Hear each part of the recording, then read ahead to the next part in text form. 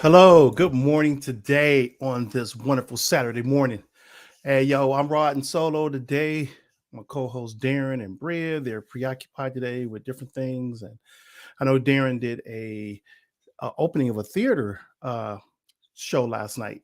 So I'm sure that went off really well. He's a very talented guy, and has a lot of creative mind there to do a lot of great things with in the world of arts. And Bria, she's on her way out of town. She's visiting family and just spending some time this weekend with the family and everything, which was great. So I'm running by myself today, and I want you all to come and join me. You got to keep it hype for me. So I want you to come out today and ask all your questions, join in on the conversation. It's going to be really good. The conversation today, we're going to be talking about Juneteenth, which I'm going to roll a video shortly. We're going to talk a little bit about the gun ownership in the Black community. We had a conversation this week on another podcast, or actually not a podcast, but another a Facebook group where we were discussing. Well, I put the post out there about the ownership, the uptick in Black gun ownership, and the difference in some of the things. The discussion became about the difference of why we need guns, and the narrative got turned around to protests, which is the different protests that we've had in our country, and then went to mass shootings and different things like that. So I want to kind of clarify a little bit of the difference and why people want to take on gun ownership, and then against what some of the talking points are. All of it isn't about just protecting against mass shootings. So there's a couple of things. We're going to talk a little bit about also the January 6 hearings, some of the key points. Got a video for that. But I'm going to just run through some of this right quick, and then you let me know your comments and questions, and we can have a great discussion. So like I said, I'm rolling by myself today, so I need your help to help me out. One of the first videos I'm going to show right now is going to be a reason why we observe Juneteenth. I got my shirt on right here. 1865 is where the Union troops went down to the Galveston area of Texas to let the people down there know that they are now free. This has been I think it was a year after the Emancipation was signed. So basically, people worked like a whole year longer. Texas like to do it big, so they just forget about the fact that sometimes people have real lives and that they need to be respected. So so here's a video on that right quick. June 19th, 1865, in Galveston, Texas. Cheers can be heard following the reading of General Order Number 3, announcing the legislative change to end slavery. While we recognize there would be continual struggles that followed this announcement, we acknowledge this provided a glimpse of hope to come. Juneteenth is not just a national holiday, but it's a reminder that everyone deserves freedom and absolute equality. Arvest's commitment to celebrating this nationally recognized holiday demonstrates that we value the importance of this historical event and share it with our associates and customers. Our goal is to foster a workplace that is inclusive and equal to everyone. It is our goal to be a part of the change we want to see, and celebrating this holiday brings awareness to this movement and to our future success as an organization. Juneteenth is a celebration of our ancestors' freedom. It is a story that won pain and suffering, but also one of the redemption and joy. It is meaningful that Arvest recognizes and supports Juneteenth because it encourages an inclusive environment and it opens the door to educating on the history of inequality and becoming more aware of Juneteenth. Thank you, Arvest, for making a positive impact. Juneteenth is a historical moment for the African American people.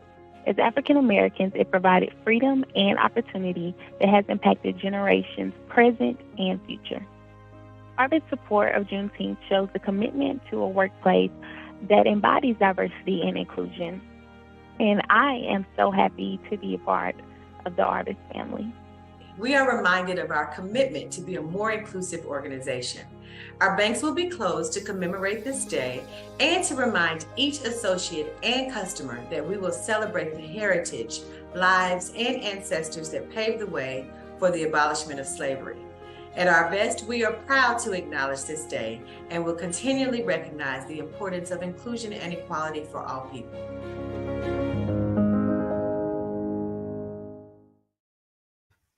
Interesting video. It's good to see businesses really supporting Juneteenth. I want to give a shout out to Leanne. How you doing this morning, my friend? And James Berry, good morning. Hey, I'm running solo today, as I mentioned earlier. So if anybody want to join the show, let me know and I'll shoot you out a quick link and you can join my show today. I need all the help I can. So I love to have the conversation with people that really want to make the difference in America, want to see things change and bring common ground and have really good discussions. That's one of the things that I know. I think I'm a good communicator. And sometimes I think I let my passion get in the way of, I guess, really letting the person really hear what I have to say. Because a lot of times when you're in a dialogue, everyone is trying to get their point across. And I get really passionate about things. So when I say I'm a good communicator, after I've learned to be a better communicator. So I tend to try to set the layout of what I want to say. Like I said earlier, when we started, I started telling you about the things I want to talk about. So a lot of times people say, oh yeah, I want to hit this point. I want to get that point. Let me tell them about this. I lay it out there. So now we can come to this conversation and, just not just finding things just to combat another person's point of view, but to really bring awareness to different topics. So Leanne says, I am so guilty of that, Lamar. I get overcome with passion and people tune me out. Yeah, I've experienced that. It was like about 5 years ago. A friend of mine, I was at a gathering and I was telling a friend of mine about it was actually, these were new people I've recently met. They've now become great friends. But the conversation was about one of my past professions, which I used to teach high school students. And I got so much joy out of teaching high school students. And it was an art program. It was an after school program for the arts. And I teach music production. I'm big into the creative arts with music. And it gave me opportunity not only just teach music production, but it gave me opportunity to build character in students. So as I'm telling this, I'm getting louder and more excited. You get the wrinkles in your forehead. And I'm like, yeah, this. And these kids, they're learning and they're growing. Look, 5 years later, they still call me. They Facebook me, they inbox me on Instagram. And there's a relationship that was built.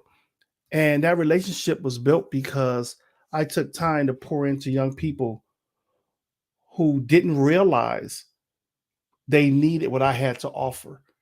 And that was just the normal things of life. And as you know, in the bottom line, we talk about a lot of really controversial topics or uncomfortable topics. Well, I was teaching these young kids at 14 through 18 years old how to navigate life dealing with these type of topics. I watch people go to college, get degrees, and they have to still navigate lands and spaces with these issues that we're dealing with right now. And so, that helps. That helps. James Berry say, are you now a more patient communicator? Yes, I am, James. I'm willing to listen more now. And the thing that made me a more patient communicator is that I take time to understand the topic. If I'm not really versed on a certain conversation that they're having, I will step back and listen. And then what I would do is my ears tune into how you want to word it, when someone says something that's not factual. I may not be versed in the conversation at all, but my ears are tuned into truth on some things. So when I hear a conversation, I say there's something that's not factual, not that I want to debate or cause a debate, but I will ask the question, well, how did that happen? This is going to give me two things. This is going to give me more understanding of the topic, number one, because I think it's something that's unfactual, that's not fact. So I'm listening, I'm learning. Now I can join the conversation. because I can say, well, no, okay, I didn't know that. Thank you for, enlightening me on that part of it. I thought that wasn't true. This is why. Oh, okay. I see where then there's the discussion gets more and more where I'm more involved in it. And not that like I say, you don't want to look for the debate. You want to look for where you're learning something, because if you're learning something, that means you didn't know if it was true or not in the beginning. So now I can say, well, okay, I learned something new. Or it could be where, oh, the other person is saying, well, I never thought about it that way. And now we have a deeper discussion on perception, how we understand things.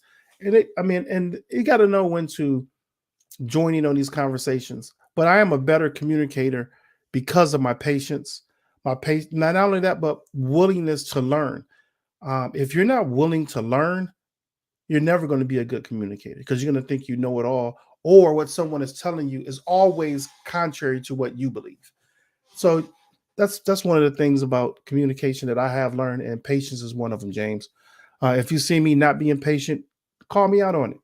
I'm very willing to accept that and to grow from it. So the next thing I want to bring up during the show is want to know a little bit about the those that honor for Juneteenth, which was ABC News. They did a something to honor, a little promotional. I thought it was pretty cool. I'm going to throw it to you right now. The future is fueled by dreams. It looks like me. It looks like us. Our ancestors dreamed of freedom.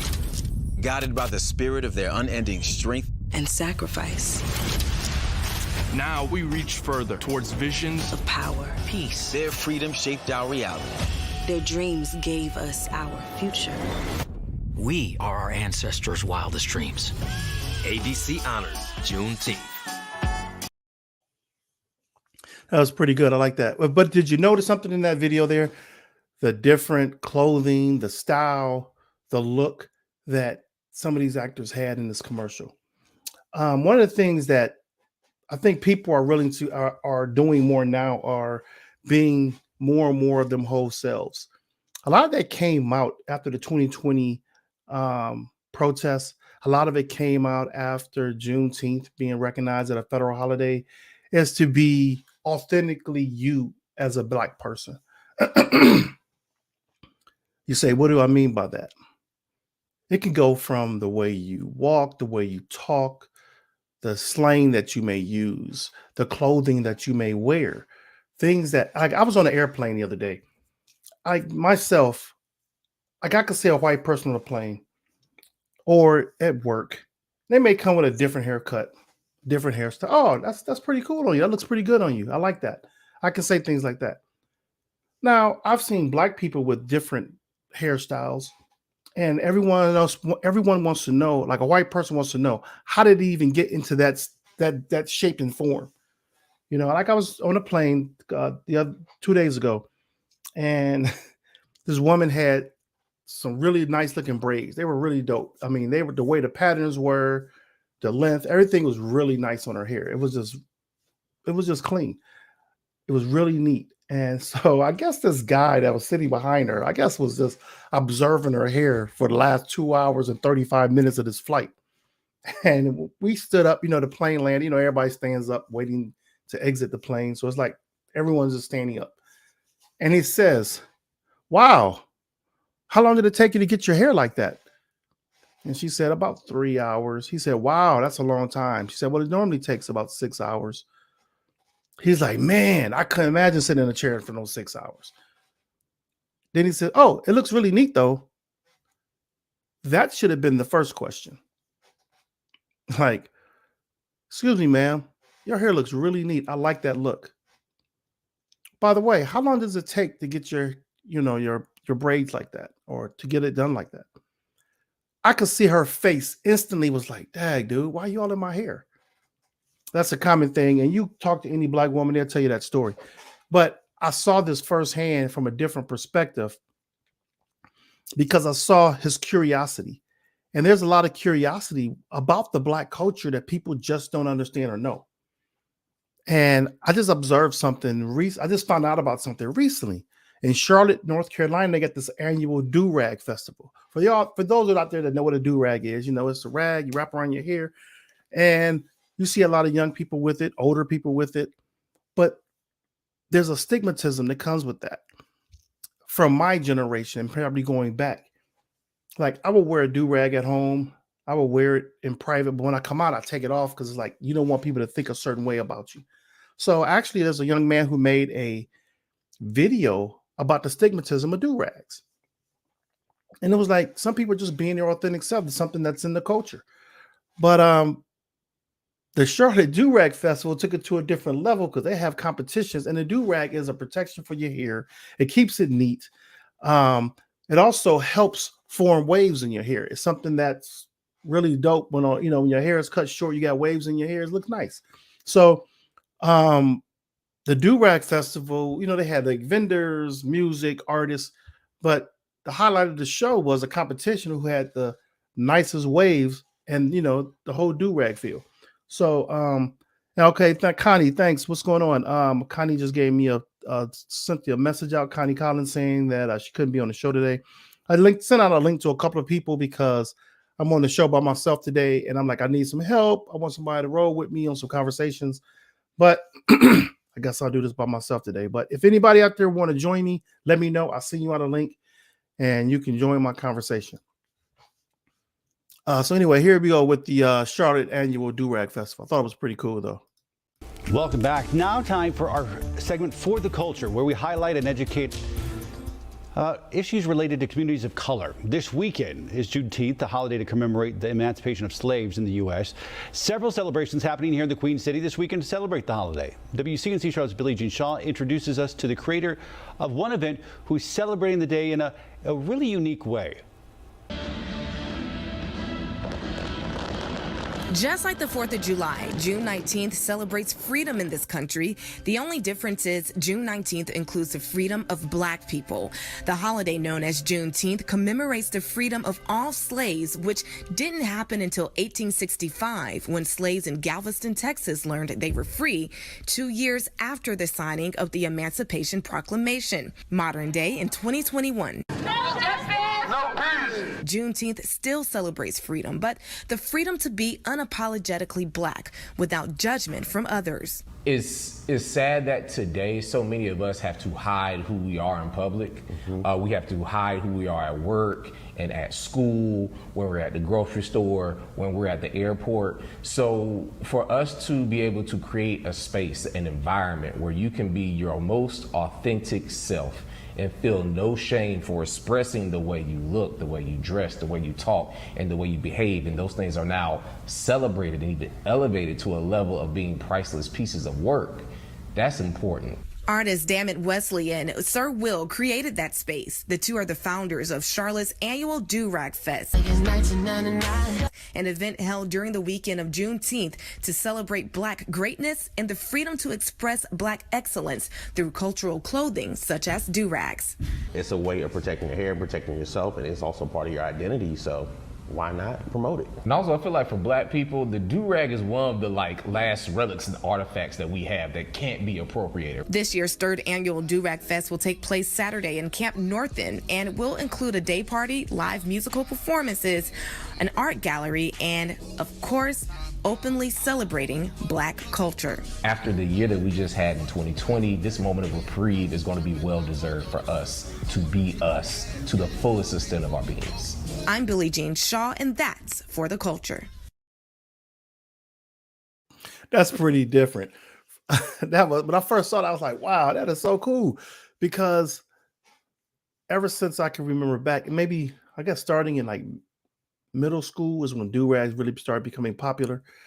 And it was a way of just keeping your hair lined up, keeping it like neat, keeping the waves in your hair. And that was something that we did as younger people. As I grew up, I kind of looked at it. I guess the stigmatism of America has put that on you as something that was negative, because you always see it in movies. It's always a person with the do-rag on that probably wasn't the most sought after character, or the person that was kind of thuggish in the movies had the do-rag on.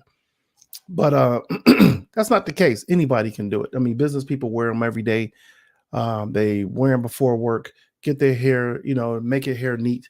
It's good to sleep in it because, unless you're wearing satin sheets, and satin pillowcases. You know, the pillowcases are actually pretty bad for your hair. It helps some of your hair can be pulled out because of sheets and pillowcases. So the do-rag is a protection for your hair. And throughout generations, Black hair has always been a important part of our lives, you know, keeping your hair together, keeping it neat, different styles. So anyway, thought that was pretty cool. So a local filmmaker decided to put a film out for a short film festival about the stigmatism about do-rags. So I thought it was pretty interesting. And for those out there, if you wear a do-rag, let me see you in the comments. Put your comments down there, and excuse me, it would be great to have that there so you can give people your opinions, your thoughts on it. And like I said, I would just love to see you join the show. So right now I want to show this documentary. It's about the local filmmaker, and pretty good conversation that he had when he was getting interviewed. Here you go. New-Atenna local filmmaker tackling the stigma of the do-rag. Tonight at the Milwaukee Film Festival, he premiered a short film based on the headwear Tony Atkins talked to him about. I also talked to him about why he thinks it's important to break down the stigma. The do-rag, it's a tool many Black men use to protect their hair or get the right texture. For many, it's cultural within the Black community as well as music and pro sports. But along with the do-rag, some say comes a negative connotation. Well, I think the stigma may have came from just Black young men wearing do-rags that happened to be in front of a camera. As long as I can remember, I've either worn a do-rag or I've had peers who wore one. Meet Justin Goodrum, a 30-year-old Milwaukee native. Monday night at the Milwaukee Film Festival, he premiered a 5-minute short, Stigma of the Do-Rag. He recounts his own personal experiences with the head garment as inspiration. I go back to an experience I had in college where one of my roommates thought I was in a gang because, you know, I wore it at night. Justin took to the streets speaking to locals about do-rags. I think it's been associated in the media, like movies, as sort of like a gangster thing. How does it affect the hair? And at the end of the day, it is still just you taking care of your hair. Aurel Johannes is a journalist and Milwaukee native who isn't shy about wearing his do-rag.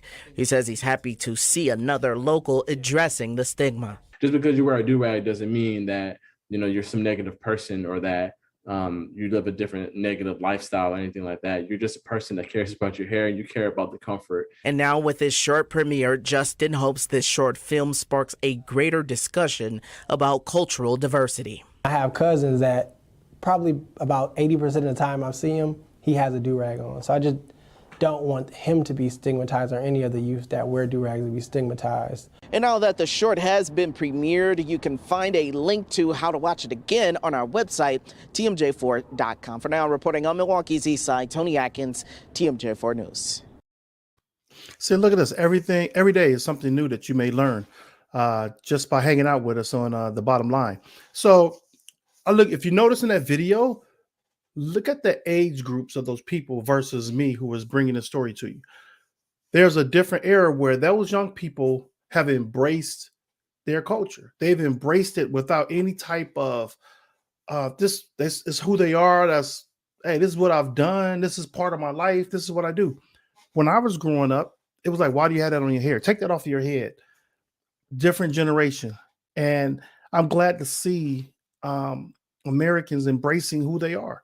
Black Americans embracing who they are, embracing their culture, embracing things that they've grown up doing. That's okay. That's normal for them. And it's for a purpose. So take a look at the documentary. It's pretty interesting to see this come out, especially in a time, like I said, where people are becoming them whole selves at work, at school, the different spaces. You can be yourself. We saw it with athletes a lot. You know, everybody remember the backlash that Iverson had because he came to an interview with a do-rag on. They were like, what's he doing? Look at him. He looked thuggish. Like, what makes anything about that look thuggish? It's because you don't understand, you put a title on it or an adjective to a person's character, and it's not necessary. So I'm glad that these things are coming out. So in Charlotte, you got your annual do-rag festival.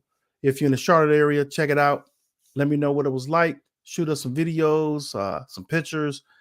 Just put them in our bottom line inbox and we'll post them for you. But yeah, that was pretty different to see that type of festival, and also to know that someone's giving some more explanation about the stigmatism around it. As we continue to move on, we had conversations this week about gun ownership.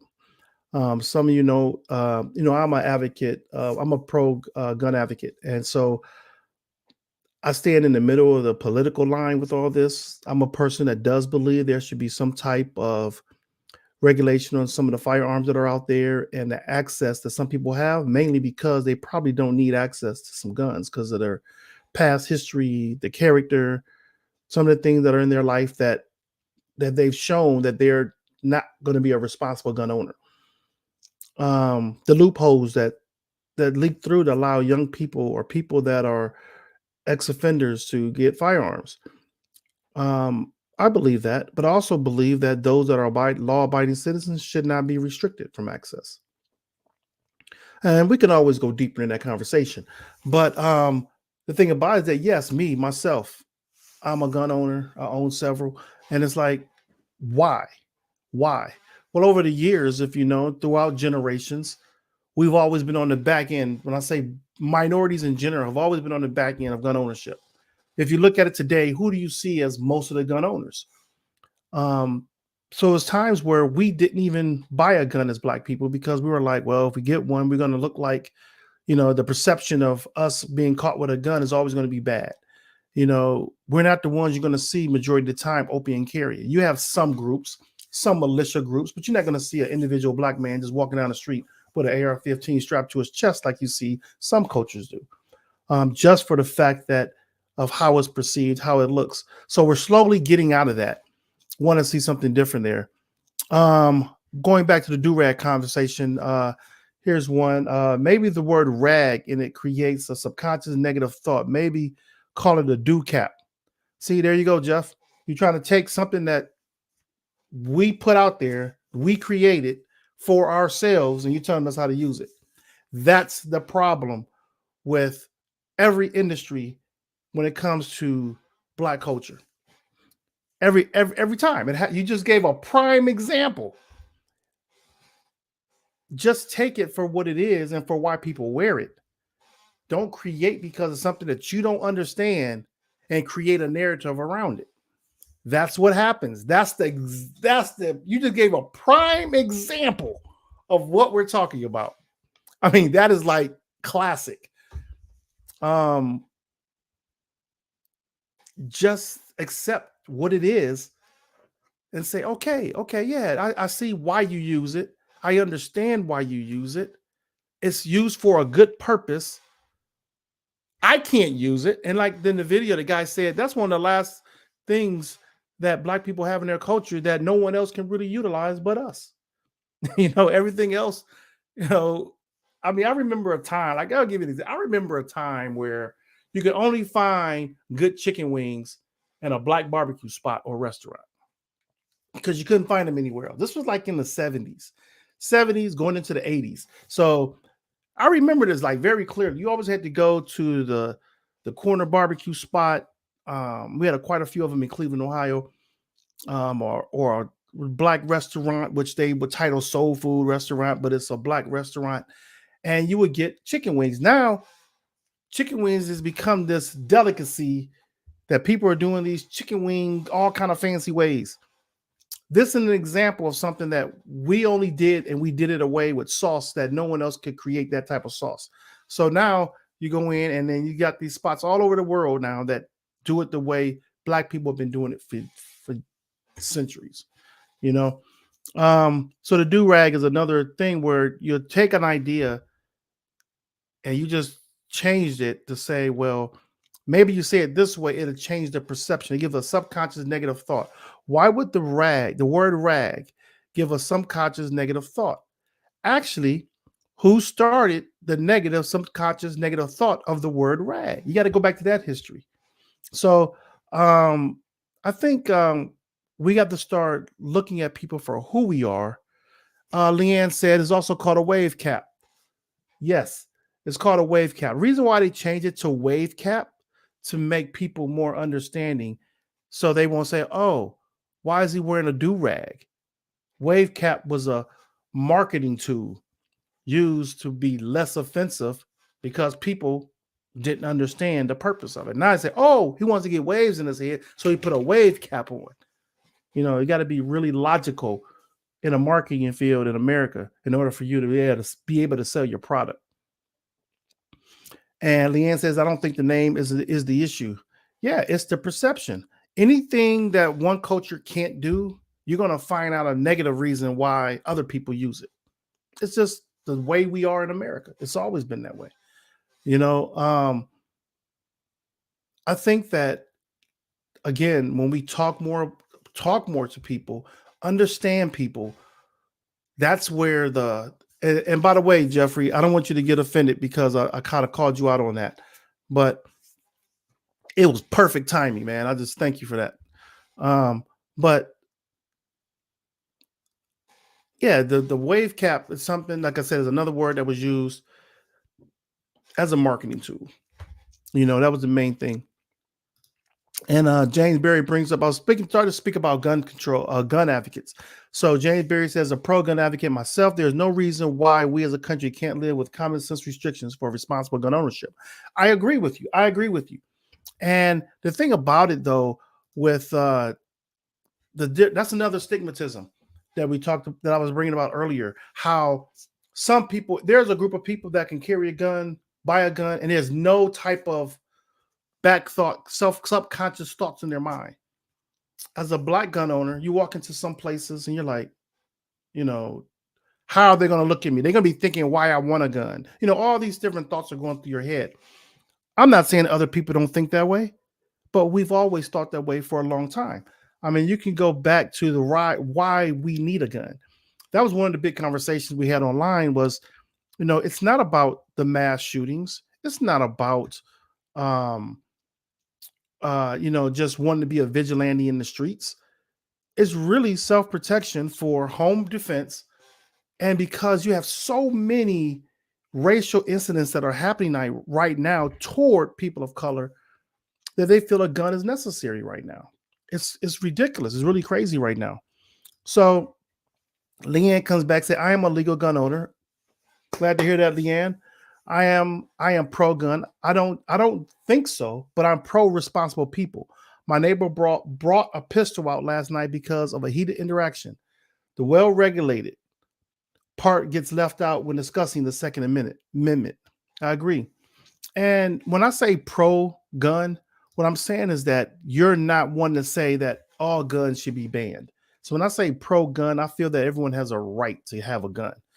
And it's just, I think it's getting really way out of hand with groups of people who are brandishing their weapon as being intimidating. We don't need that. There's no need for that. There's no need to walk through a street with your gun for no purpose. There's no need to walk into your local department store just because you have a right to carry an open carry gun to do it. There's no purpose in that. And more than anything, we talked about vigilantes. In a mass shooting, it's not wise for even an experienced gun owner to engage an active shooter. It's not the wise. The first thing you want to do is seek cover, seek shelter. If your life is dependent upon you using your gun, yes, use it. Like one person said, if it was someone shooting a bunch of kids and you didn't engage, that would be wrong. There's ways of looking at that. You can engage that shooter and not be thinking about everything that's going on in that moment. And you can make things actually worse. Not only get yourself killed, but anyone that was standing right behind you or near you at that time. You just don't understand. After that person shoots you, he may go on and get even more riled up and shoot more people. There's ways of handling de-escalating a situation. And if you are a marksman, you may be able to take that shot. But the thing about it is that the average gun owner is not that good of a shot to engage an active shooter with a semi-automatic weapon and you got a handgun. That doesn't even make sense. In certain situations, you may be able to do that. But just from experienced people, the best thing to do is to seek shelter first. Observe the situation. That person is not in the right state of mind at that point, and you need to be able to be got to make wise decisions. Just say it that way. Leanne said guns make people feel safe, but they don't actually make things safer. It depends on the situation, Leanne. As I said earlier, every situation is different. You have to observe it, and you have to just take account of all things that are going on at the same time, which is really hard to do for the average gun owner. They make people feel safe, which also, yes, I agree with you. It's a false perception because you think because you have a gun, or something happens, I can pull my gun out. Either two things happen. Some people will pull a gun out to bring, like, the slow things down. Like, for instance, it could be something going on, an argument, and you bring your gun up, pow, in the air to bring everything, think everything is going to get quiet. You bring that gun up like this, pow, you're now become a threat. Someone could take you out just because they assume that you're about to shoot somebody because you pulled your gun out. I mean, it's so many things that you got to think about when these things happen. You could be in an active shooter situation, for instance, for the person, I can't remember who it was that mentioned in this group I was in, said that, if it was a mass shooter and you pulled your gun out, you could have been getting ready to shoot the active shooter, and a law enforcement can see you with the gun and not see the active shooter, but see you and shoot you because they think you're the active shooter. You have to take account of everything that's going on. And that's where we make our mistakes. That's where the vigilante mentality comes in, and you're not thinking of all the variables that are going on at the same time. You're only looking at it from your one perspective. I got to get this person. And like James says, as soon as you engage, you instantly become a target. Exactly. Unless you're behind cover like you should be, number one, where you can use your cover to duck back and forth if you engage a shooter. But if you're in a wide open, that's like the most stupidest thing you can do.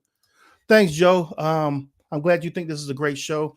Like I said earlier, if anybody wants to engage in the conversation, let me know. I will send you a link.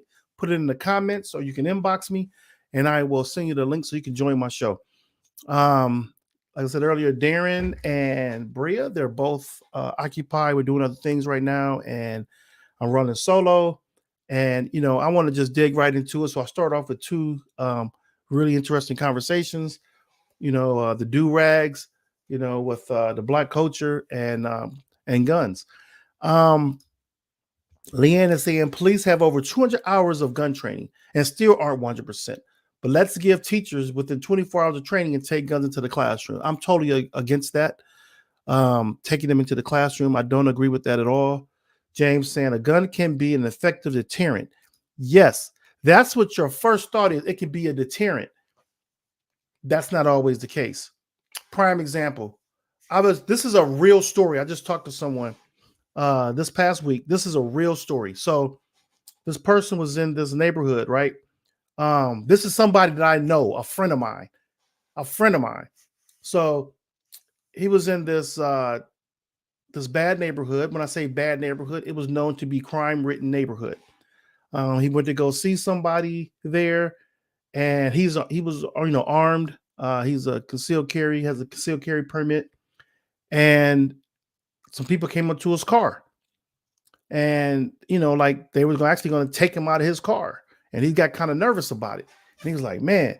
So he went and grabbed his gun because it was sitting like to the side of. It was in his car. He was in the hand's reach where he can discreetly grab his gun. So he grabbed his gun because the car was surrounded. He had like on every side of his car is surrounded. So when he grabbed it, a person that was on the side of the passenger would have put his shirt up, was like, I got mine too. Everybody that was around the car had their gun too. So he thought could have been a deterrent, right? He thought it could have been that, but it was like, wow, until at that moment, then he started thinking, if I drive really fast, I'm going to probably run over somebody. They're going to chase me down and shoot me. I can't get out the car and run because they're going to chase me and probably shoot me. What do I do? And just at that moment, the person he was coming to visit saw what was going on and knew the people that was in that community who had drawn the guns on them or had their guns ready. Kind kind of de-escalated things because she knew that person. Now she knew both parties. She knew the people that was harassing my friend, and she knew my friend. So that could have been a deterrent if they weren't armed. But that's a factor that you don't know going into the situation. So it's always, that's just a tough one right there. But I wanted to give you an example how it can be an effective deterrent and how it can't be. It can go against you. So Leanne asks, would a responsible gun owner shoot into the air? Some people who claim to be responsible gun owners have shot in the air. And they've either gotten shot, gotten arrested, or it worked in their favor where it was de-escalated. You never know. That's what makes this whole conversation so interesting, because we can have the same scenario 5 times and come with 5 different, results. So Joe said the movie Menace to Society, Cousin Harold scene. Hey, give me a link for that scene, Joe, and I'll go and throw it in. Give me the link, and I'll put it up for you. Everyone has not seen that movie, and just to say it in a comment, the Harold scene, everybody like, what do you mean the Harold scene? So by me working by myself, I can't pull it up, but if you can send me that link, I will go ahead and play this for everybody so they can see it. Leanne says, one of the things that I learned when shooting is to always know what your backstop is. Exactly. If you're shooting at a target, what's behind that target? This is another prime example why the AR-15 is not the best tool for home defense. An AR-15 is a good weapon, but not your best first choice for home defense. Because think about it. This bullet will travel 2, 3, 4, 500 yards or more. Depends on the type of AR-15 that you have. So if someone breaks into my house, I'll pull my AR-15 out. I shoot him. It goes through him, goes into my neighbor across the street, goes through their kitchen window. Opposite their kitchen window, across from their kitchen window is their living room or their family room where they're all watching TV. That bullet can go right through somebody else, goes through the next house. That's how powerful an AR-15 is. So always know what's behind your target. That was one of the things that people complained about with the cop that shot the young lady in Columbus, Ohio. I think it was Columbus, Ohio. She was there was a fight and she had a knife in her hand, and the cop shot her. She was standing against a car. Just so happened the bullet didn't go through, didn't hit anybody else. But imagine if there was somebody on the other side of that car and he might have missed her and hit the person on the other side of the car. So police officers, I'm sure that's some of the things they do consider and look at, because you don't hear too many innocent people getting shot from a police officer in that sense of they're shooting at a target and shoot a bunch of innocent people. But you hear that a lot in the streets when there's an altercation. Over this past, say, 2 months, you heard different mall shootings where people had a conflict. There was one in Gastonia, South Carolina. There was one in Washington, not Washington, but Maryland. And there was one in North Carolina, I think, over last week, where different malls had altercations. People are arguing, they're shooting at each other, but they're not even considering who's behind them or who's on the other side of the target they're shooting at. And not only that, the shooting wasn't even necessary. You're having a conflict. You don't need a gun at a mall for a conflict. Do it old school. Duke it out, man. Get your knuckles dirty. Hey, what's up, Greg Battle? He sent me an inbox. I did contact Greg to see if he can join me last minute on the show. I'm sorry I didn't call you direct, but if you still want to join, Greg, you can definitely join in on this conversation. I know you have a lot to offer. It would be great to see you. He said call him direct. I apologize, man. It was kind of last minute on my part. I guess you can say that sometimes we all get kind of, what's the word I want to use? Not looking at all the variables in my situation of running this show. So I knew that I was going to be running solo at the last minute. I said, man, it would be great to have such and such on. Hope you're available at the last minute. So here you go, Greg. I'm going to send you a link if you can join us. It would be great to have you on the show. Anybody else? I want to just put in the comments. If you want to join us, join the show. Come on in. Check me out. I just sent you all the link. It's in the group comments. This is rare that I do this. So you all should feel very, very privileged right now that I sent you out the link right over the comments. So if you want to join the show, please come on out, help us out with the conversation. So I want to go a little farther. I got some more stuff to show you here. So the conversation again about guns was, I feel, and it's from people I talked to, that a lot of the black gun owners are using it mainly because of home defense and because some of the racial tension has been in our country. They feel that they need a weapon because things have really gotten out of hand, where you could be doing nothing, just minding your own business. Someone pulls a gun on you thinking that you are a threat. So a lot of black people have gotten guns now. If Ahmaud Arbery had a gun when he was jogging that night, the situation could have been a little different. You know, it could have been a little different than how it turned out. Or it could have turned out the same way. Again, we don't know. But 9 times out of 10, a lot of people do not expect the average black person to have a firearm, you know, in that situation of jogging. Well, the thing about it is more and more people are starting to carry because of that incident.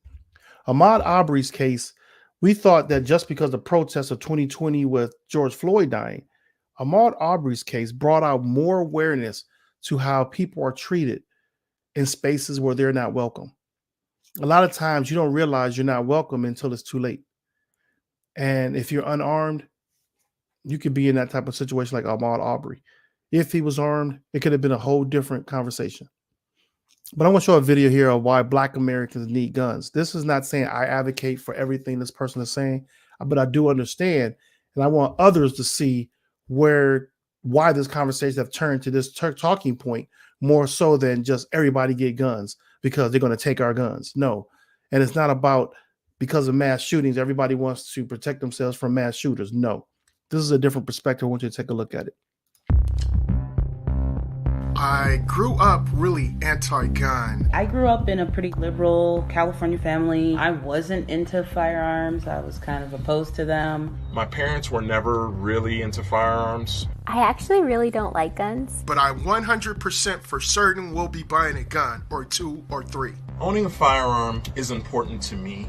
When you look outside, you can kind of see that there's a need for people protecting themselves, buying firearms, being conscious. Black people, we live in a very violent country, and this country doesn't give us good options. Parked my bike over here to take a break real quick. Got a white guy out here pointing the gun at 4 black men. Look at this. All we're doing is standing here. This lady literally just pulled a gun because we out here and didn't have reservations.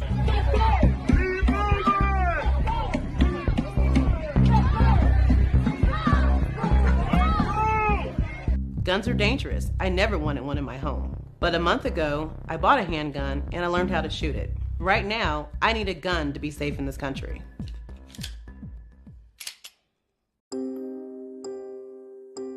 We see heavily armed folks showing up at the capitals across the nation and demanding that their constitutional rights were being violated. And then we had the back-to-back murders of Black folks.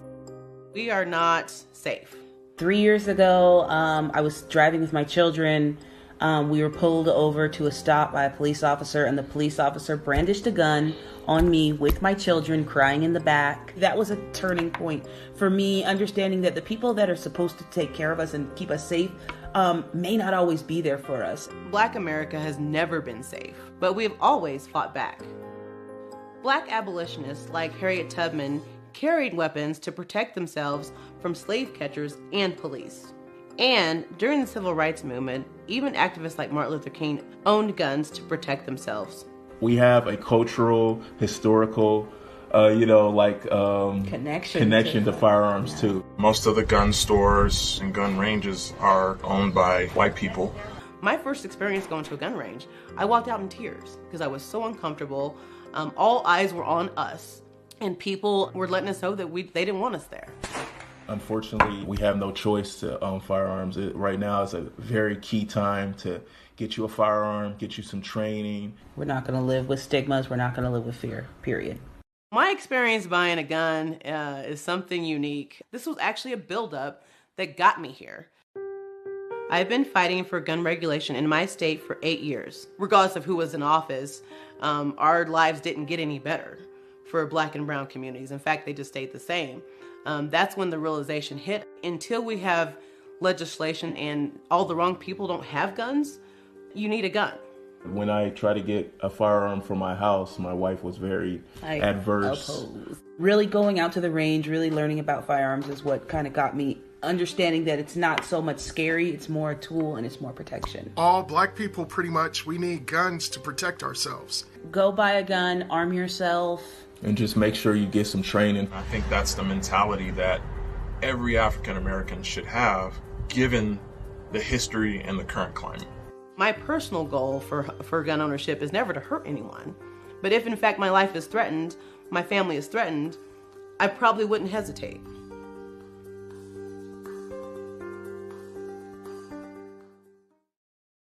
Thought that was a pretty interesting video because it gave a different perspective.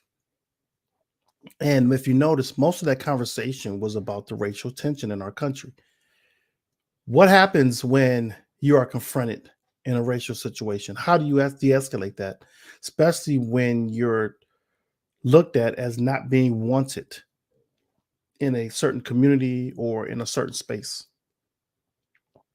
That's the difference. I don't think some of the white gun owners out there go through a situation or are in a space where they're typically not wanted to be around, where no one says, we don't want you around. Like the young lady said, I've been in a situation at a gun range where everyone's looking at you like, whoa, who's this guy? You know, everyone wants to see what you can do. They're observing all your emotions, everything that you're doing. Then they want to come and critique or correct, or they applaud. And also, you know, but their eyes are on you. I don't live in a space in an area where there's a black gun range. The different gun clubs I'm a part of, we're renting out space at a white gun range, you know, in order to get our practice in. So it's more about the protection really against racial tension. That's been our thing for the longest. So let me see. I got a couple of comments here. I'm going to go through my comments again. I've had the video. We talked for a while, but so Leanne says, I've got an AR-15 and it is fun to target shoot, but you're right, James, never for home defense. Agreed. We have Leanne again said, he would have been shot quicker if he had a gun, Ahmaud Arbery. I totally agree. It could have happened that way, or he could have surprised them because they didn't expect him to have a gun. So it could have been either way. Again, those are variables that we're talking about. Remember, when he first started running, they were following him in the truck. That doesn't mean he couldn't have had a good shot. He was also on foot where he could have hid behind a tree. He could have took cover before they took cover. They're in a vehicle. He could have done some damage to them quickly. So it all comes down to training and your surroundings. You have to be calculated in the things that you do. You can't just be spontaneous. Leanne says, what good is just owning a gun? Most that buy one have never, ever shot it. But I'm sure if the need arises, they'll be an expert marksman. Yeah, right. They think they'll be an expert marksman. You have to get your training in. You have to get your practice in.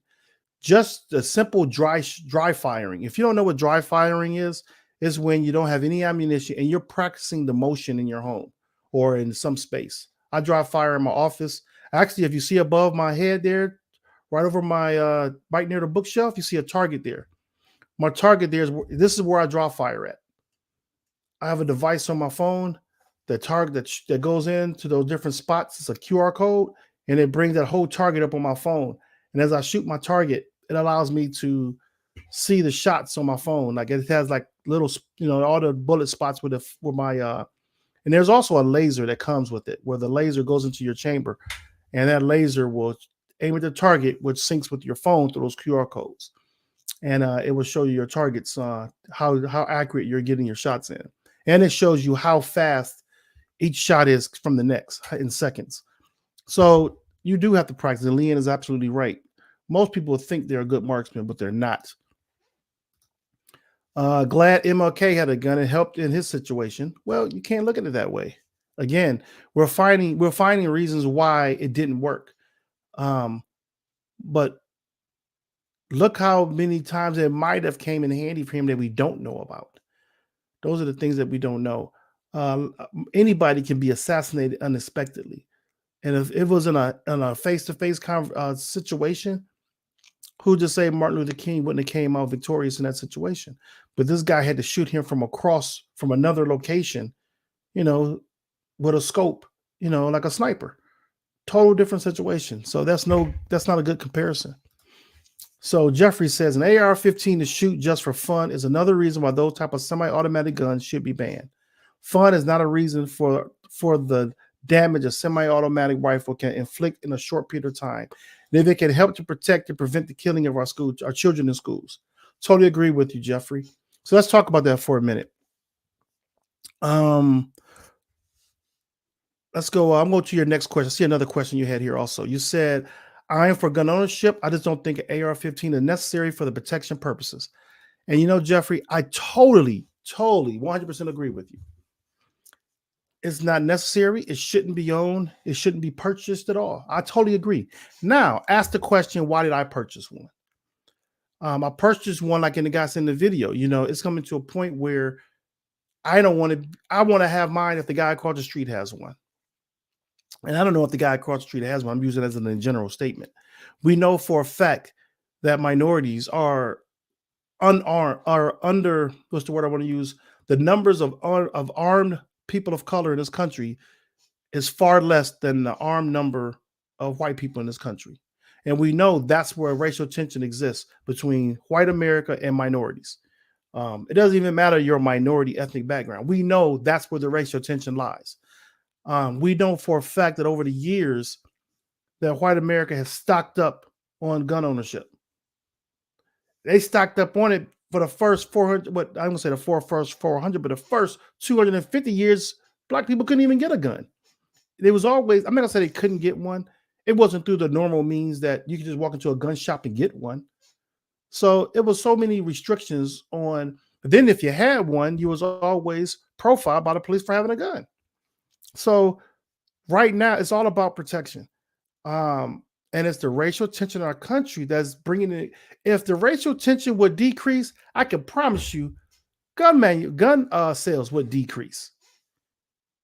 And the thing about it, the racial tension in our country is something that minorities can't fix. That's the other side that has to fix that situation.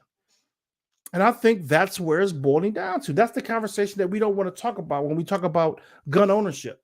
We leave out that very, very, very deep conversation of the racial tension in our country. That's the issue. Guns of the caliber of with the impact of an AR-15, I agree, is not necessary. People are buying them now that are minorities, are all preparing themselves because of the racial tension that may occur, that may escalate in our country. January 6th was a prime example of the freedom that some people can do what they want to do and not have the immediate repercussions that others may have. Now, they say that people weren't armed. Then I heard people were armed on January 6th. And we'll be talking more about that in a little bit, though. But I wanted to bring that up because majority of those people on January 6th that invaded the Capitol were in your pro-gun group of people that probably carried and had multiple types of weapons. Those are the same type of people, that have been at different events where intimidation continued to escalate. The Michigan Capitol, these same type of people. The 31 people that got arrested from the group Patriot Front when they were in Idaho last weekend. Same group of people. The guy that shot up in Buffalo, that same type of person. The people that marched through Charlottesville saying that the Jews would not replace us, same type of people. Actually, the same guy that drove over and killed, I think it was Heather Heyer, was her name? The same type of person. We could go on and on about the racial tension in our country and how are Americans supposed to protect themselves? What is there? Okay, there's Greg there. I didn't even know you were standing there, Greg. I got wrapped up on my soapbox here, but I'm going to bring you in right now. I mean, going in because I mean, Jeff has been bringing the questions and the conversation that like triggers my points because he's absolutely right in what he's saying, but there's a different perspective to it from those that are impacted. What you got to say, man, about this conversation? You know, I got to stay prayerful when I engage this conversation. Okay. Because there's two views of America that people either want to do it this way or that way. And Okay. as a culture, we as Black people on this planet are so multifaceted that we're not either this or that. Mhm. But what you see in America is how people treat us differently because of what they see. Mhm. So, you know, I apologize that I wasn't awake in time. Oh, I've been don't doing apologize. a whole bunch of stuff, but I'm Don't still worry about it. willing to engage in this conversation as long as white people understand that the problem can only be solved by white people. And that's where the conversation never goes. Right. That's It can the only only be in solved by white people because I can't solve the problem. All I can do is continue to submit to the oppression. right. We're I not the agree. ones that are creating it, but we Yeah. have to survive and thrive in it. And that's not a problem because we've been doing it for 4,000 or 5,000 Right. years, Right. right? Right. All over the world. But Yeah. in America, it's this all of a sudden we don't have to focus on the facts. And it's Yeah. not really the truth. It's whatever motive I want to have in my head, and that's the narrative that I'm going to spin, and that's all I'm going to repeat and say. And I've been looking at Uvalde, Buffalo. Yeah. Since that happened, there's still been 61 more mass shootings. Yeah. You know, if you got a weapon, you're going to find a reason to use it. Period. Mhm. Now, let Black folks get weapons, then the response is going to be somewhat different. Yeah. You know, did you hear about what happened in Akron? No, I didn't. What happened in Akron? I've been kind of the loop a little bit. I've been working out of town. I just got back the other day. I don't want to dominate the time. No, but go ahead, man. Do it. In Akron, there were these 3 young boys that went over to LeBron James I Promise Center to play some basketball. They were 19, 20, and 21. They're just standing around shooting some hoops. Mm-hmm. All of a sudden, the car drives up, windows come down. These 4 white boys have water guns shooting pellets that they have frozen, and they just get out the car and start firing at them. Wow. And so the 3 boys ran, right? Mm-hmm. So these white boys get out the car and going to start chasing them. Now they done drove out of their neighborhood into their neighborhood, and now they're running through. And so these young men decided, well, we just gonna turn. If we're gonna get shot, we're not gonna get shot running. We're gonna get shot fighting, right? And then when they found out, they eventually beat one of them white boys to death. Oh, wow. And you should see the media spin. Well, suffice it to say that those 3 boys are now in jail with $1 million bond each because they did not have the right to kill that white boy. But they came out and they didn't know the guns weren't real, right? You know, I don't have time to check your credentials when you done scared the fuck out of me. I'm sorry. Right. I hear you. I hear you. You know, I got to do whatever I think I need to do to survive, and it's not about whether or not you're in agreement with it. Right. And then you hear the parents, and I pray for these parents. They have suffered extreme loss, right? But I remember Emmett Till. Right. You know, the parents were talking about they didn't have to beat him like that. They didn't have to beat him that bad. You get an AR-15 and you shoot somebody, you are ripping off a piece of them. Yeah. It's not this little red spot bullet hole that shows up. It's your shoulders are hanging by the skin. Yeah. It's a whole different thing. Right. So right. so we have to be more empathetic Yeah. with other people's situations. If we're not going to lament together, if we're not going to sit down and have an honest conversation, Yeah. then you get what you see around here. Yeah. You get all of this polarization, Yeah. and people only want to hear what's in their own echo chamber. So Yeah. I'll step agree. off my soapbox, but I got No. one.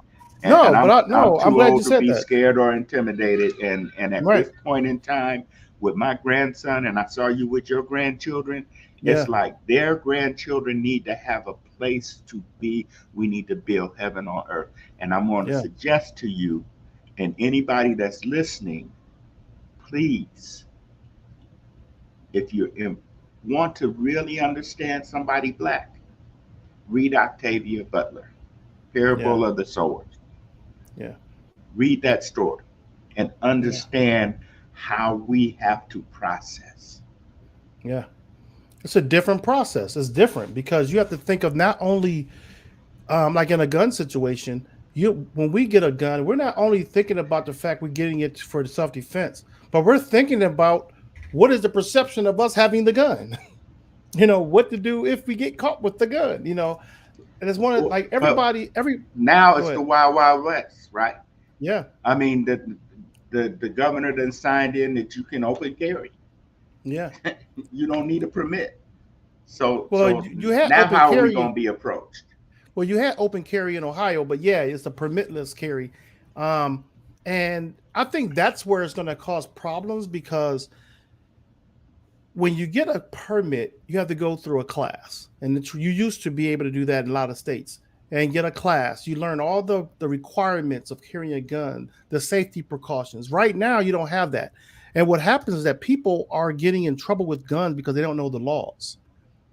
Every state doesn't have the same law. That's right. Sometimes laws are broken up within a state by jurisdictions. So it's different. Check out the training though. Police officers have to have at least 180 hours of training to start. Yeah. Right? With this that they signed in Ohio, 24 hours. 20 hours general training and 4 hours of handgun training. Yeah, right. Leanne says here that guns are not equalizer. They don't keep us safer, in my opinion. I can shoot a target pretty well. Does that mean I can shoot a person? Probably not. Well, I would disagree with that because that's why you practice.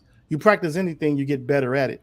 So I'm not saying that you're going to be an expert shooter as an average citizen. All I'm saying is that practice does help. That's why we encourage people to train. When you remember, I'm going to go back and play this video again about Black gun owners. And I want you to, this time, when I play it back, I'm going to bring out some key points of detail that we're going to discuss. And it's the details of why more and more African Americans are buying firearms. No one mentioned this after I played the video earlier, so I'm going to bring it back again. And I'm hoping that these key points can be addressed. 1 second.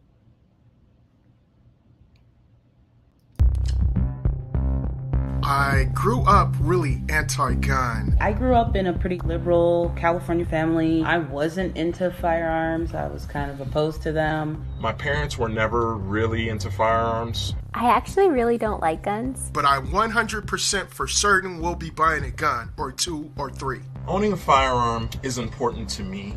When you look outside, you can kind of see that there's a need for people protecting themselves, buying firearms, being conscious. Black people, we live in a very violent country, and this country doesn't give us good options. Parked my bike over here to take a break real quick. Got a white guy out here pointing the gun at 4 black men. Look at this. All we doing is standing here. This lady literally just pulled a gun because we out here and didn't have reservations.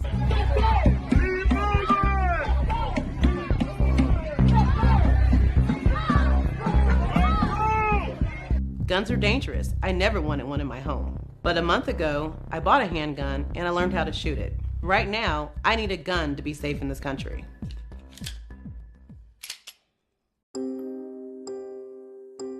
We see heavily armed folks showing up at the capitals across the nation and demanding that their constitutional rights were being violated. And then we had the back-to-back murders of Black folks. We are not safe. 3 years ago, I was driving with my children. We were pulled over to a stop by a police officer, and the police officer brandished a gun on me with my children crying in the back. That was a turning point for me, understanding that the people that are supposed to take care of us and keep us safe may not always be there for us. Black America has never been safe, but we have always fought back. Black abolitionists like Harriet Tubman carried weapons to protect themselves from slave catchers and police. And during the civil rights movement, even activists like Martin Luther King owned guns to protect themselves. We have a cultural, historical, connection to firearms too. Most of the gun stores and gun ranges are owned by white people. My first experience going to a gun range, I walked out in tears because I was so uncomfortable. All eyes were on us, and people were letting us know that they didn't want us there. Unfortunately, we have no choice to own firearms. Right now is a very key time to get you a firearm, get you some training. We're not going to live with stigmas. We're not going to live with fear, period. My experience buying a gun is something unique. This was actually a buildup that got me here. I've been fighting for gun regulation in my state for 8 years. Regardless of who was in office, our lives didn't get any better for Black and brown communities. In fact, they just stayed the same. That's when the realization hit. Until we have legislation and all the wrong people don't have guns, you need a gun. When I tried to get a firearm for my house, my wife was very adverse. Opposed. Really going out to the range, really learning about firearms is what kind of got me understanding that it's not so much scary, it's more a tool and it's more protection. All Black people, pretty much, we need guns to protect ourselves. Go buy a gun, arm yourself. And just make sure you get some training. I think that's the mentality that every African American should have, given the history and the current climate. My personal goal for gun ownership is never to hurt anyone. But if in fact my life is threatened, my family is threatened, I probably wouldn't hesitate.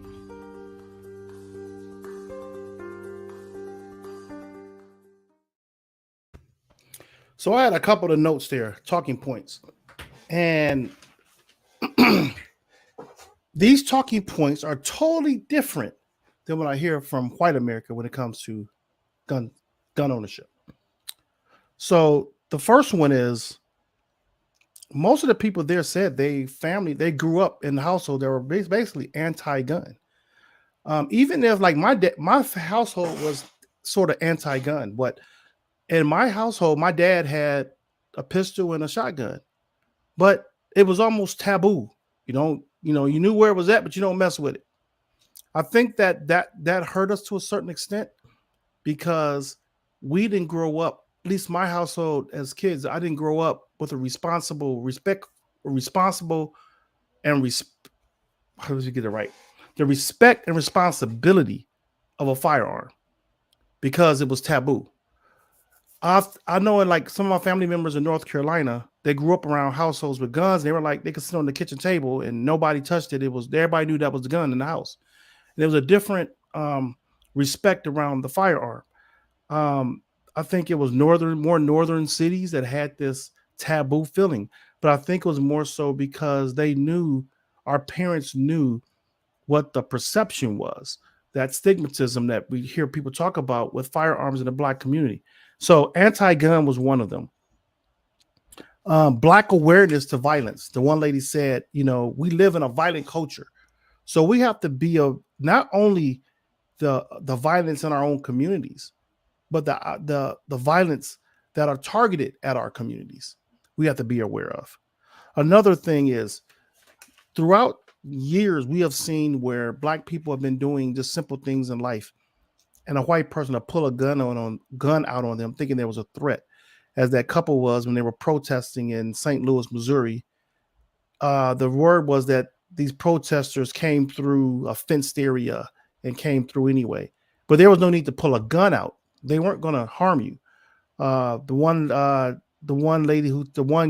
person said that there were people, they were at a park or somewhere, didn't have a reservation. The lady pulls a gun out. There's no need to pull a gun out on people who are just living life. The need to, where is it at? I'm trying to read my own writing.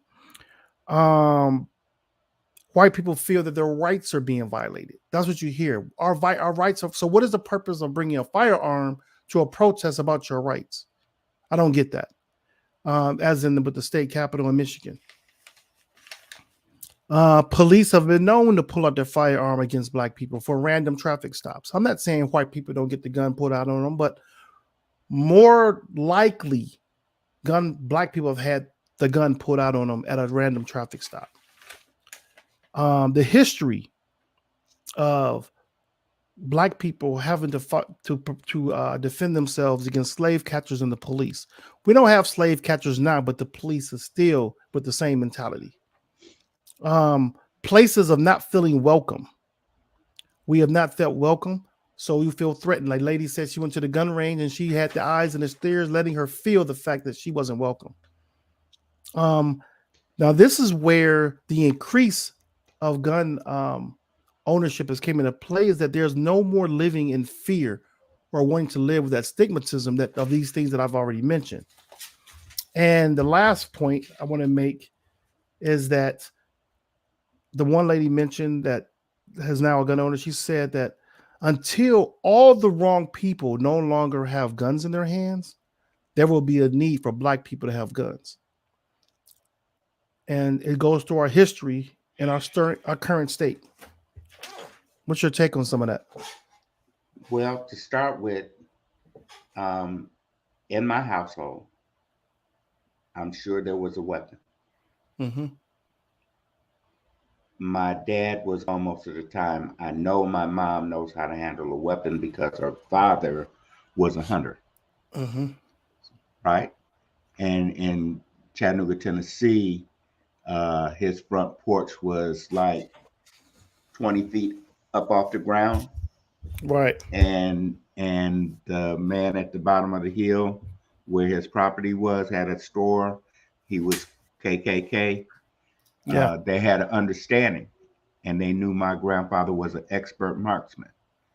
So he said, y'all can do whatever y'all want to do down there with their robes and hoods and whatever. He said, but anybody that comes up on my land, that's where they will find you. Right. Okay. But guns were used for hunting so that we can feed the family. Right. It was forced to be protection because people who don't have think they have a right to have if they see you have. Right. Right. And that's not a black or white thing, because we have criminals on both sides. Right. That prey on people. But it was never something that was supposed to be out openly in the street. Right? Yeah, I agree. So we grew up in safe neighborhoods. My parents knew somebody on every street that I was allowed to go on. So by the time I got home, if my mom said, what happened over there on Walden? I knew the story has already been told, right? But what it does is allow us to have a chance to be children. And right now we're making children deal with adult motivations, adult situations, and it's not possible. You know, the misunderstanding around my grandson in our household. You know, you think because I tell you something, you're going to remember, and that's the way it's going to be. Well, he's only been on this earth 18 months. Right. He's Curious George. I need to know what it tastes like, what it looks. Does this pull apart? Why is this? Can I put my whole hand in the hole? Right. You know? Right. But we forget, and I'm sure there are white folks that don't want to agree with this.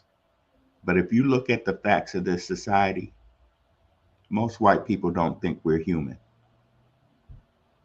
we're the butt of jokes. We're always ridiculed. We're never supposed to be where you think we are. You think you can roll up on the scene and decide. As a window clerk for the post office, and that's how we met, right? Mm-hmm. Right. And I was a window clerk 20 of my 39 years with the post office. There were people that rolled up on my window to tell me how to do my job. Right. And you have no idea. You know, you never realize that what the professional does for a living is not what you see from your armchair situation as a quarterback. Right. Right. And it amazes me that more people today feel like I know as much as the pros do, because I watched the movie. I found a YouTube video.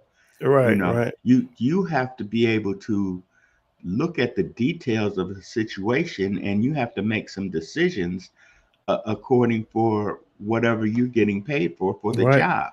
So why all of a sudden now do people think they know more than people who spent 12 years educating themselves to get that MD? Is it more so the perception of I use the word entitlement? They feel entitled to tell you your job. But that's America. That's America, right? We're entitled to go in another country and tell you how to treat your people. We're not going to treat ours right, but we're going to tell you how to treat them. Matter of fact, that's what we see. For our business model, I need to make more money, so I'm going to go over to this country and make it for pennies on the dollar, sell it to you at top dollar, and pocket all my funds, but not help the people that I'm trying to say, I don't need to employ them. These unions, they ask for too much. They want this or that. And, you know, come on now. Well, you made a good point of people telling others how to do their job. And it brings me up to another current event this week. I want to play the video, and then we'll come back on the other side. Okay. The Constitution says that the Vice President of the United States oversees the process of counting the Electoral College votes. The former president wanted Pence to reject the votes and either declare Trump the winner or send the votes back to the states to be counted again. And Mike Pence, I hope you're going to stand up for the good of our Constitution and for the good of our country. And if you're not, I'm going to be very disappointed in you. I will tell you right now.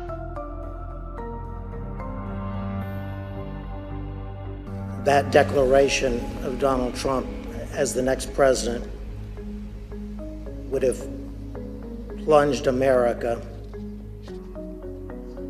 into what I believe would have been tantamount to a revolution within a constitutional crisis in America. And critically, no vice president in 230 years of history had ever claimed to have that kind of authority, hadn't claimed authority to reject electoral votes, had not claimed authority to return electoral votes back to the states. In the entire history of the United States, not once had a joint session ever returned electoral votes back to the states to be counted. It is perfectly appropriate, given the questionable constitutionality of the Election Counting Act of 1887, that the vice president can cast it aside, and he can do what a president called Jefferson did when he was vice president. He can decide on the validity of these crooked ballots. And all we are demanding of Vice President Pence is this afternoon at 1 o'clock, he let the legislatures of the state look into this so we get to the bottom of it and the American people know whether we have control of the direction of our government or not. Even Dr. Eastman knew his theory didn't hold water. Mr. Jacob, you discussed and even debated this theory at length with Dr. Eastman. Did Dr. Eastman ever tell you what he thought the U.S. Supreme Court would do if it had to decide this issue? We had an extended discussion, an hour and a half to 2 hours on January 5th. And when I pressed him on the point, I said, John, if the vice president did what you were asking him to do, we would lose 9-0 in the Supreme Court, wouldn't we? And he initially started it, well, I think maybe you would lose only 7-2. And after some further discussion, acknowledged, well, yeah, you're right, we would lose 9-0. What would have happened to our democracy if Vice President Pence had gone along with this plan and certified Donald Trump as the winner of the 2020 election? A constitutional jump ball situation, political chaos in Washington, lawsuits, and who knows what happening in the streets. And you would have had the Vice President of the United States having declared that the outcomes of these state elections were incorrect. So for all of those reasons, there would have been significant short-term consequences. But in the long term, we would have established a situation where a vice president would have asserted that one person could have the authority to determine the outcome of an election, which is antithetical to everything in our democracy. It's antithetical to the rule of law. And so it would have been significant impacts, both in the short and the long term. Hi, everyone. George Stephanopoulos here. Thanks for checking out the ABC. Is it, again, people trying to tell others how to do their job? It's people who think that they know what something means. I wonder who has really swore oath. You know, what does that really mean? I swore oath before God and the witnesses to my wife, for better or worse, richer or poor, till death do us part. Right? That's an oath. That's a life. That and I respect those who swore an oath to protect the Constitution. That thing that gives us freedom. Wasn't intended to give us freedom, but once you understood the words and once you realize how much of what you have is needed because of us, you know, we're going through a revolution right now. Right. And, I agree. and it's costing Black lives. It's costing lives of people of color. But that doesn't mean that we're afraid of the fight. Right. And people need to understand that. We have a voice. We are being back. If you look at NATO and what's going on over there, you'll see all of those other countries kind of standing back, right? Yeah. Nobody, none of our allies on this hemisphere are trying to jump over into it. Right. They're know standing better. back. None of our allies down in Africa are trying to jump up in there and help out, right? They're all Well, they did gonna the same sit thing. back and look at what's going on. See, let's see. America is not a top tier country anymore. And until they get their house in order, they have lost the respect of the world because of what Donald J. Trump did. Yeah, I totally agree. No, I totally agree with you. It shows that we don't have control within our own politics here. And when I say control of I'm not gonna say use the word control. We don't have order, is what you see, and other countries are seeing that. And what makes don't have respect for the truth. Anytime you can come up with alternate facts. You know what my mother thought what alternate fact was in her household? A lie. She said, and this is how we were raised, right? Yeah. Half the truth is good as a lie. Got my butt whooped anyway. Don't just tell me what you think you want me to hear. You better be honest with me and tell me the truth. Right, exactly. And what makes it so bad, when they mentioned about Eastman, I think that was the attorney for Donald Trump.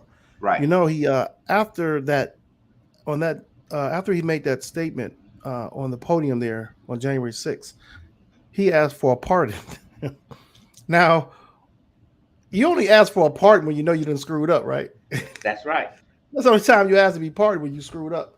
So that means he knew he was going to screw. He was screwing up, and he knew everybody was screwing up. He wants to have some protection. So, but see, here's the professional side of that.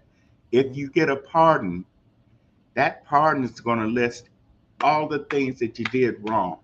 Right. You're basically admitting guilt. That's a no contest. That's I'm guilty, but I don't want to do no time. Right. And so that's like when they plead the fifth. I mean, you're basically saying, I did these things. I just don't want to tell you that I did them. And so when I look at this whole thing with these hearings that are going on, I haven't really been that engaged. I use this because I know that everybody wants to talk about it or people are interested. So I threw it up on the show today. But I said this day one before the first hearing that there's nothing in this hearing that's going to change the way I feel about it, the way I see it, and the facts that are there. I might not know every person's name involved, but we know what happened. We know that they wanted Pence to change the election for Donald Trump to win this election. We know that these people were there, whether they want to say they were just harmless protesters taking a tour of the Capitol, however they want to word it, their purpose was to stop the confirmation of those votes. That was their purpose, to stop the confirmation of the votes. All the other talk around points don't matter. They planted the seed already. They planted the seed already because 2022 and 2024, they're gonna play that same playbook again. Yeah, but see, the thing about it is that how many people are now aware? You're gonna have those that are aware and make responsible decisions, and then those that are aware and refuse to change. They know what's happening. They were there, they know, so they want to change. So here's another comment by Leanne. She said, it blows my mind how many people don't care about what happened. Those unwilling to learn will die ignorant. Exactly. Yeah, but the thing about it is that those unwilling to learn, it's not that they're unwilling to learn. They are unwilling to accept accountability. They are living a life of, it's this way, and this is how I was raised, and this is how I want it to go. Like Greg said earlier, people telling others how to live their life and how to run a profession that they have no idea what they're talking about. Those people that was at that Capitol, none of them probably have even read the Constitution fully, probably. None of them. Okay. It's 10:40 a.m., right? Eastern time. What's going on today? Do you know? What's going on today? Today. I'm not sure. There's a lot of things going on, but I'm not looking. I'm not sure if I know. The People's Campaign rally has started. Oh, at Pastor Barber. In Pastor Barber. Yeah. He came through Cleveland, and they're going to do all day today. They got Dr. Gregory Carr. They got a lot of his students, Howard University, showing up on the scene. A lot of things. It's on the mall. I believe it's on the mall. Downtown. I'm looking it up now. See if I can find something on it. They're in DC. This is all over the country.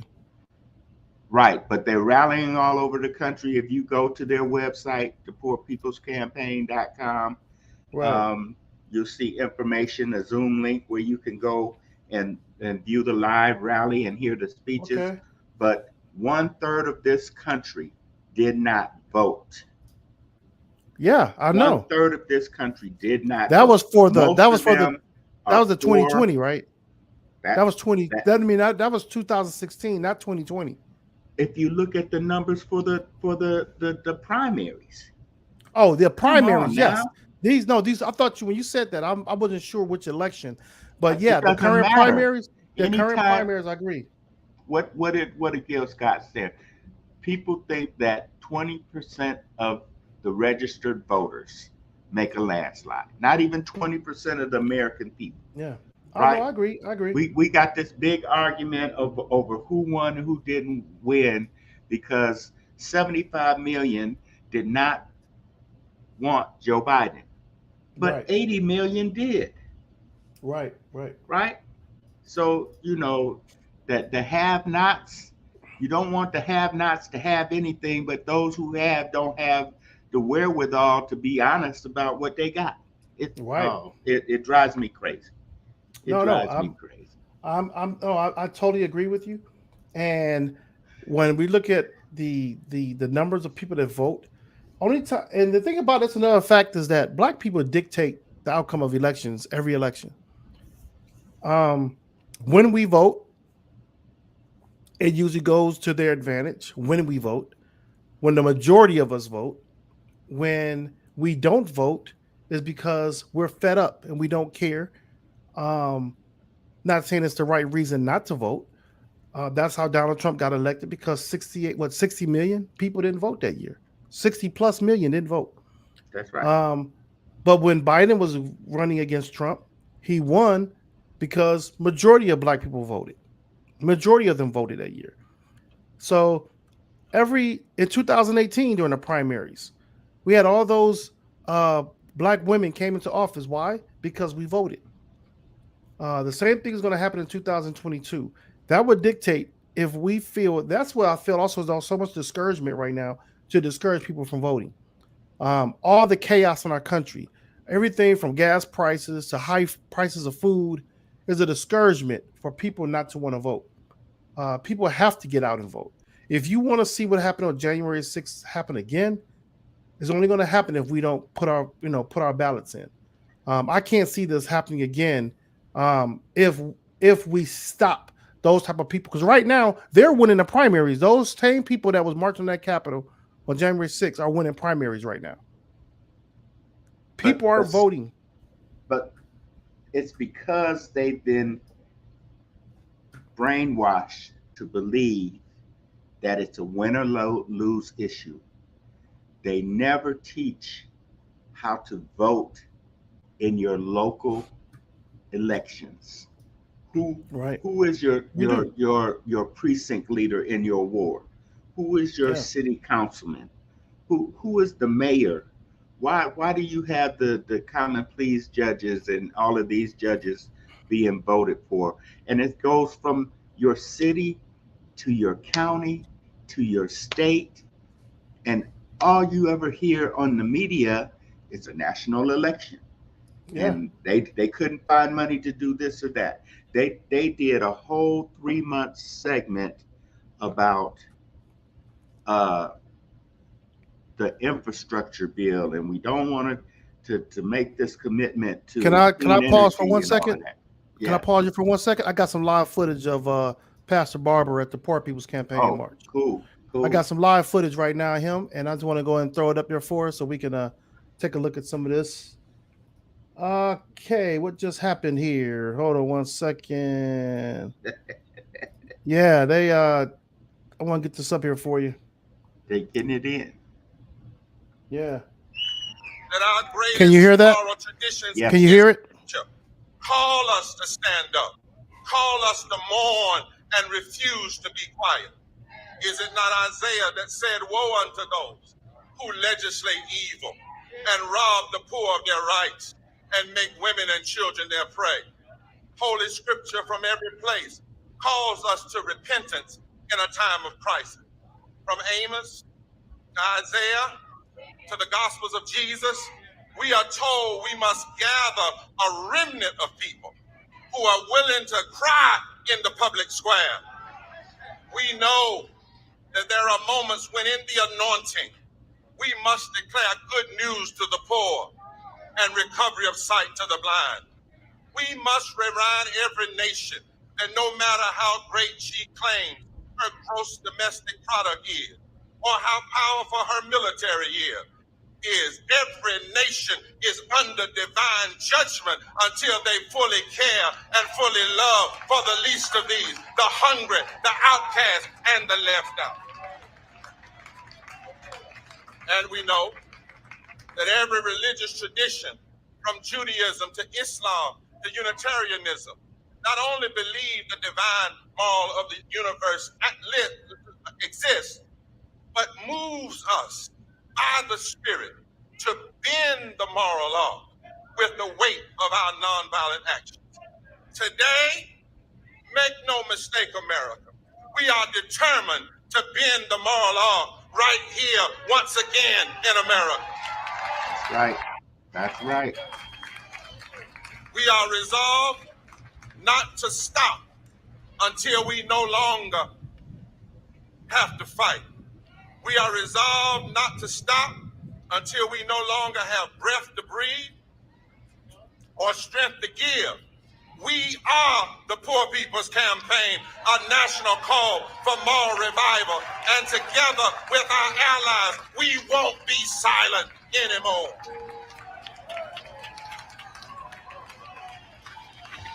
We are not here to beg, but to demand. What we're demanding is not radical, it's simply right.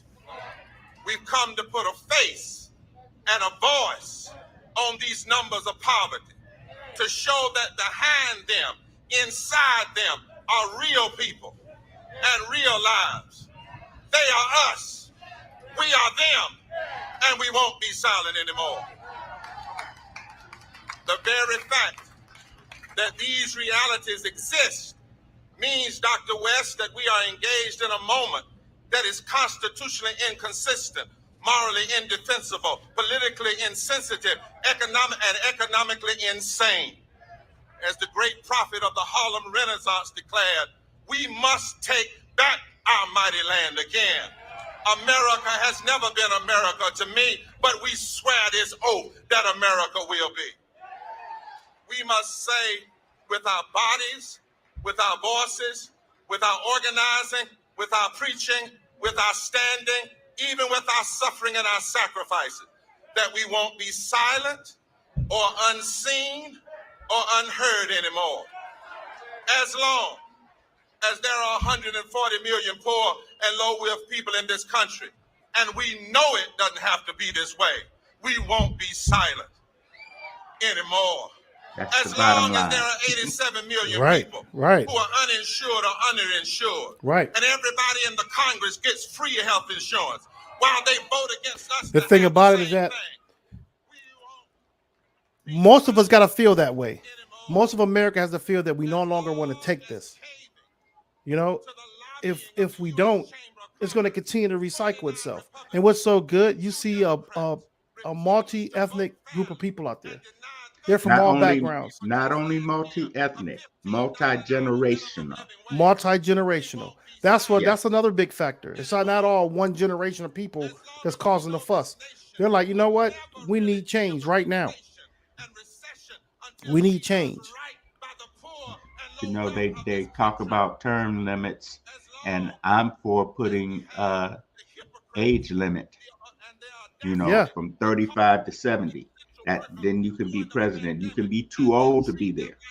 Yeah, I agree. I agree. I'll go ahead and turn this back up. I'm about to fade this out a little bit. As long as 2 Democrats and 4 Republicans block child income tax credits, lift folk up for a few months out of poverty, and then drop them right back to hell in poverty, we won't be silent anymore.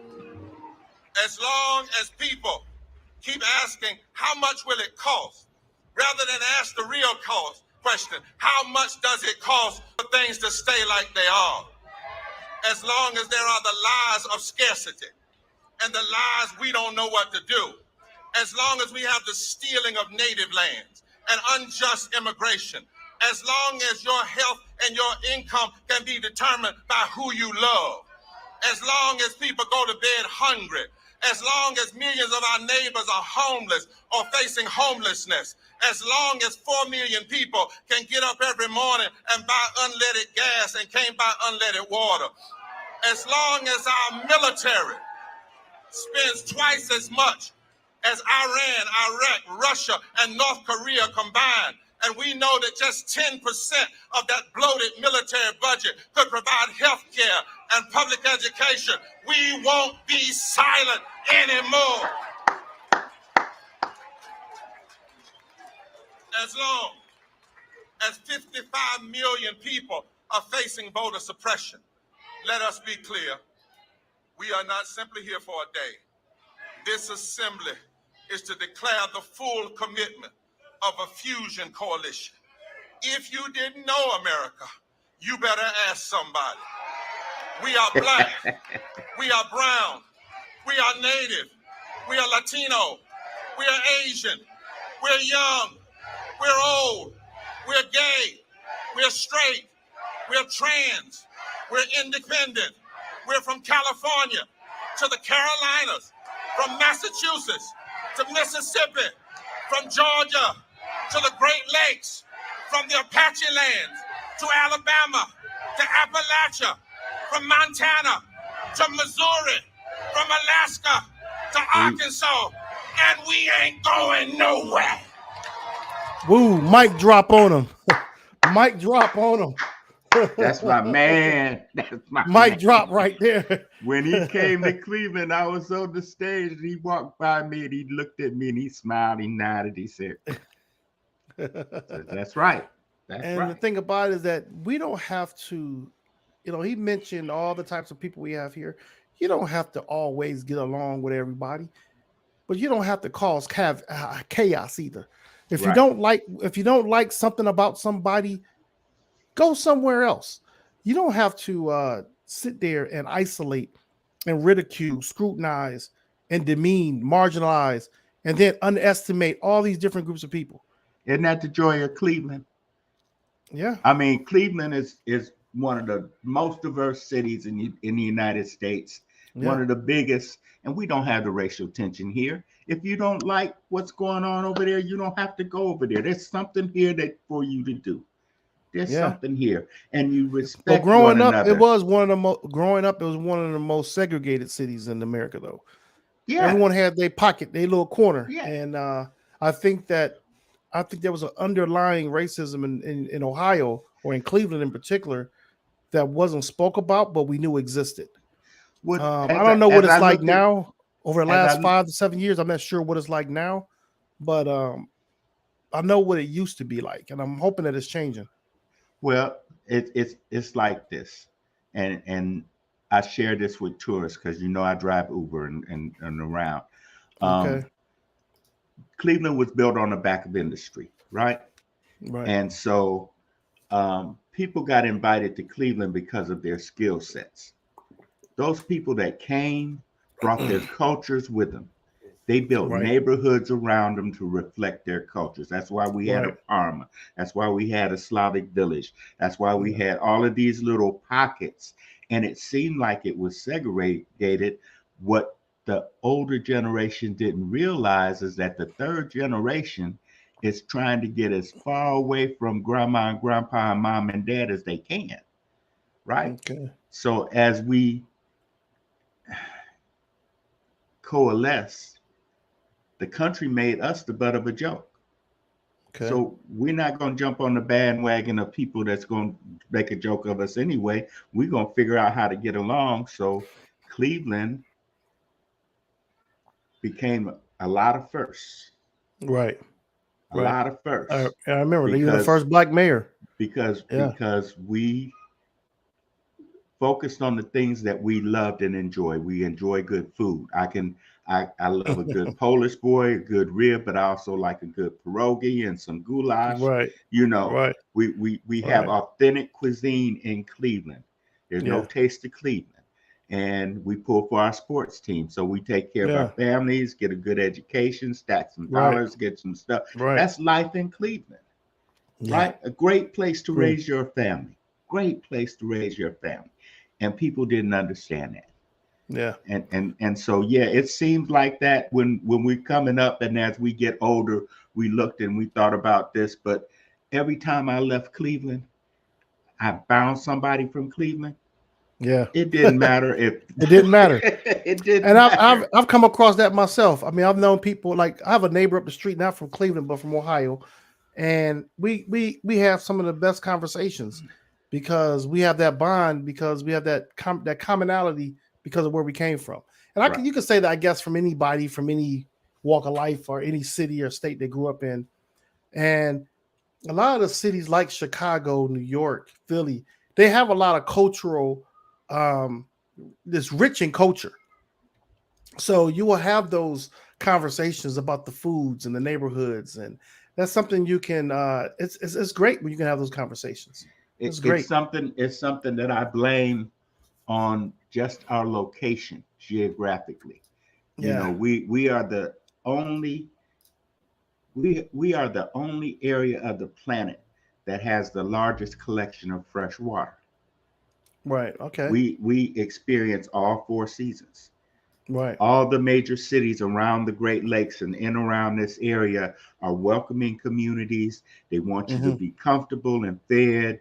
They don't mind you coming and spending your money, and they're going to entertain you. And we just learn how to live life. You trying to get me to come back, man? Oh, you take us with you. You know, you planting that seed. See, that my bumper sticker said, you know, when they buried us, they didn't know we were seeds. So you done went down into Texas and you done.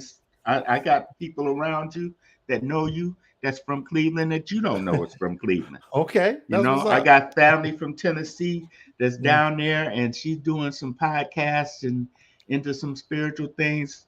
You know, you gotta connect us, man. I'll try to.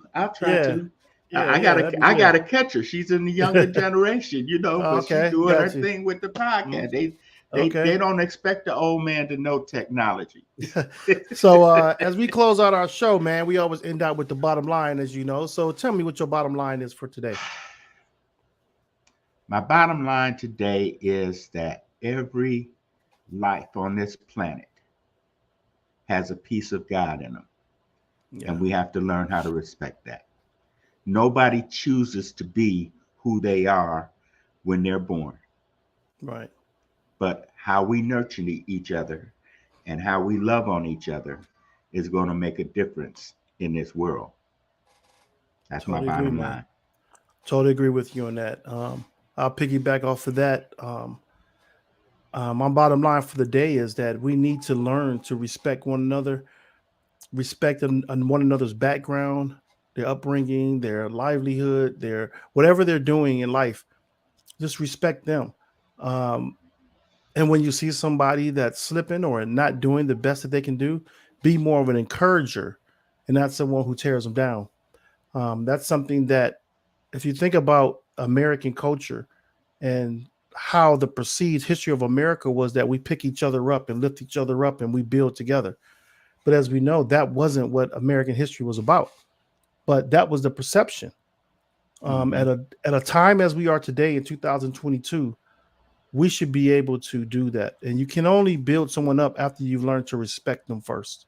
Yeah. You have a heart to build them up. It costs somebody told me to help. It doesn't. And I heard someone told me something really good this week, that they're really good at molding and shaping people, molding and shaping them into leadership roles. And he said he can only do it if a person has 2 things. They have to have 2 things, or he's just not going to do it. He's going to be done with it because it's not going to work. So these 2 things are, the person has to have a heart to want to do it. And not only that, they have to care about what they're doing. Those 2 things are so important, because when you respect someone, you then want to help them, and that person shows you by caring about it and have a heart to want to do it. So that's my bottom line for the day.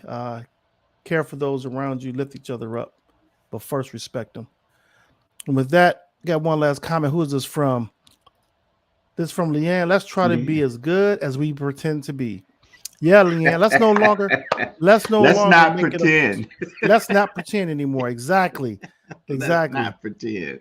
So that's our bottom line show for today. I want to thank everybody for joining us. I want to also thank my guest here, Greg Battle, for jumping in at the last minute. I want to send prayers out to Darren and Bria, and I hope things are going well with them, and that they're having a great day. And for the rest of you all, happy Juneteenth. Happy Juneteenth.